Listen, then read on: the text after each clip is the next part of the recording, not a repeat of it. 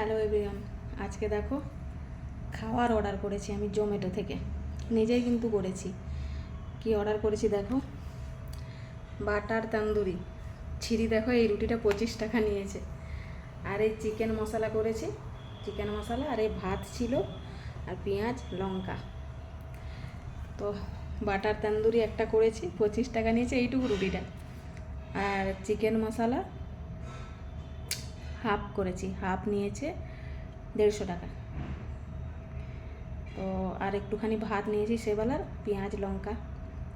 খেয়ে নিই। নিজের থেকে অর্ডার করলাম, মন হলো রেডি রেডি এই সবজি দুপুরের রুটি খেতে ইচ্ছা করছে না বলে দেখি অর্ডার করে 200 টাকায় করেছি। 15 দিনে একবার 200 টাকা করে খেতেও তো মন করে, তাই অর্ডার করে দিলাম।